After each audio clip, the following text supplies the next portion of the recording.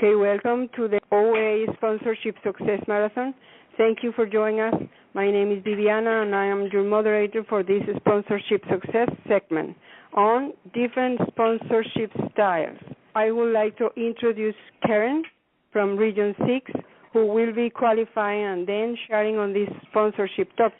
The speaker also gives 2 questions for discussion or future consideration at the end. My name is Karen. I'm a compulsive overeater, and I'm from Region 6. Grateful to be here today. Thank you. I have been in the fellowship now for almost 28 years. Last September, I celebrated 25 years of abstinence. I've lost over 60 pounds in OA, but I've gained a life. When I first came here, of course, all I wanted to do was lose weight. I certainly did not come here for a spiritual awakening. Anyway, I'm glad I don't know what I need, because I did have a spiritual awakening and have recovered on all 3 levels, physical, emotional, and spiritual. I was definitely a sugar addict, a binger. Before OA, food was my solution to everything. I tried many different ways of losing weight, weight loss centers and eating disorder psychiatrist, and I just kept going back to the food until I thought I was in enough pain. My husband, I complained to him about it, and my husband dragged me off to an employee assistance program worker. This woman told me about Overeaters Anonymous, which, of course, I'd never heard of. And that was May of 1989. I really was worried about losing my marriage, so I was definitely having a lot of trouble with relationships. But I was still pretty young, so I just kept thinking, it's just food. I should be able to do this on my own. So basically it took me 2.5 years in OA, and most of that time in relapse, to just really surrender and to accept, that I'm powerless over food, and I am not a normal eater. It took me that long. So my abstinence date is September 13th of 1991. I happened to be at an OA retreat at the time, which was a good place to be, to hit bottom. The day before that retreat, I was eating compulsively, and I had gained a fair bit of weight. I really saw how my disease was affecting my family. I just wasn't present for my kids or my husband. When I got abstinent, I just threw myself into the program. I put as much energy into recovery as I had into eating, and I put a lot of energy into eating. And I actually started using my sponsor. Now, I had a sponsor all those years, but in name only. I never called her. So I actually started, it became teachable, and I started actually doing what was suggested and stopped using it more as a, social club. So I started using the tools to work the steps, because I learned that the same person will eat again, so I have to change. And so I'm really grateful for this fellowship. I have a fellowship that supports me, but it's the program, the steps, that change me. And I work the steps to the best of my ability with my sponsor. And, I go to regular meetings, face-to-face meetings. I do a lot of service. I'm willing to carry the message, because I can't keep what I have if I don't give it away. I've gone through some life-on-life terms challenges, divorce, having my kids go 1 week with their dad and 1 week with me because I was an at-home mom, so that was difficult. The death of my father, I went through cancer, my dog passing away, menopause, all these things abstinently due to the program. So I'm very grateful. And the most important thing is developing a relationship with God. I choose to call my higher power God, which is not, like I say, I didn't come here for that, and yet it's just the most wonderful gift. So, yeah, like I like to say, I lost a lot of weight, but I gained a life. My topic is different sponsoring styles. In the guide for sponsors, I was going through some of the literature to prepare. So our literature tells us that styles differ from person to person. So we're free to approach it in our own way. The best thing is to explain my approach to the potential sponsee to see if everybody's clear about what is expected. There are certainly structured approaches to sponsoring, strict approaches, easygoing or flexible approaches. Some people may need a stricter approach. Some people may respond better to a flexible approach. We're just all different, just like our food plans are all different. Our concept of a higher power is different. So we're told to look for a sponsor who has what you want and then ask them how they are achieving it. And basically, I just wanted to try it out for 30 days. I wasn't willing to commit to anything for anything longer than that. I just thought, we'll try this out for 30 days. And one day at a time, with the help of my higher power, it worked out for us. I haven't had I've been in the fellowship for a long time. I've only had 4 sponsors in that length of time. And the only reason I changed sponsors is because, one left the fellowship and one lost her abstinence and then one moved away. So the sponsor I have now, I've had for 10 years. My sponsor always directs me back to the steps. She's honest with me. She has time for me. We've been together a long time now, so she knows my patterns.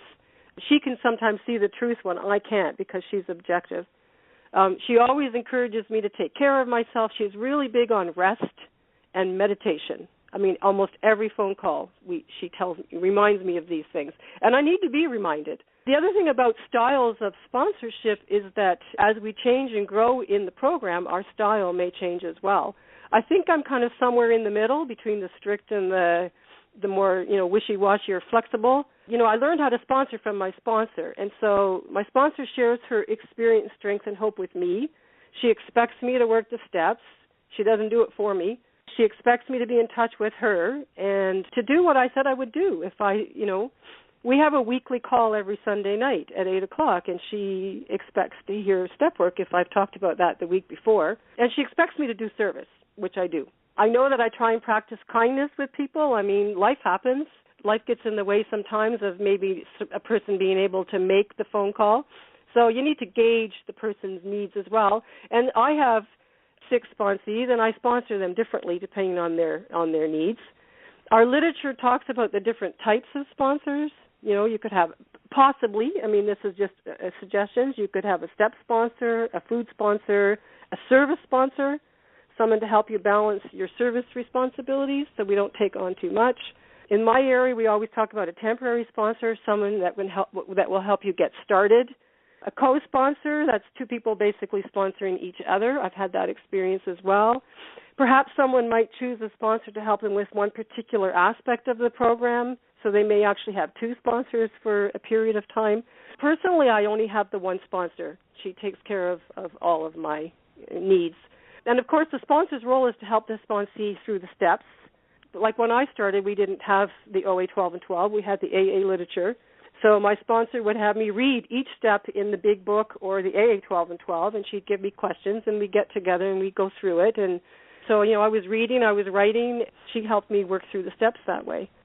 So some suggestions sponsors might, make of their sponsees, like I just said, reading program literature. Perhaps they want you to do daily writing. Usually it's contact. It could be daily contact by text or email or phone calls. Some people don't take daily calls. But there's generally some kind of a committed time to talk. Some people commit their food daily.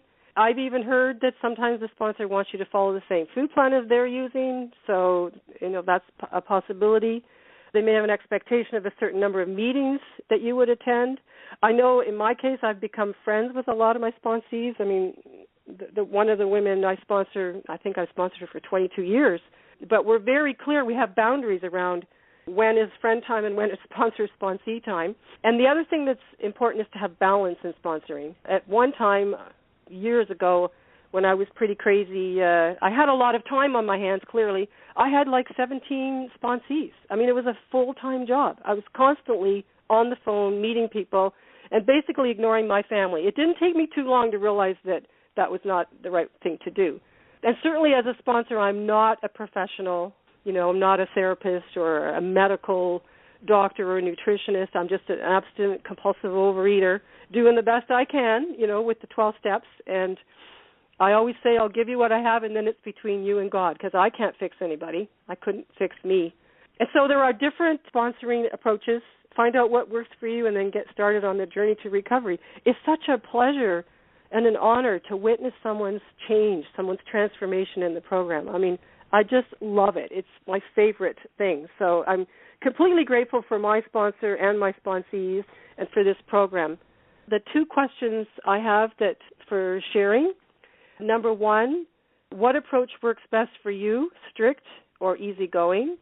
And number 2, what techniques does your sponsor use that you find helpful and why? Okay, thanks. The opinion expressed here today are those of individual OA members and do not represent OA as a whole. Please remember our 7 traditions Remember, we are self-supporting through our own contributions. Please use special workshop meeting number 82278 when making your contribution. The World Service Office needs our support to continue to serve our fellowship.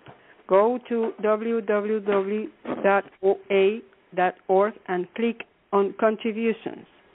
Thank you for helping us carry the message.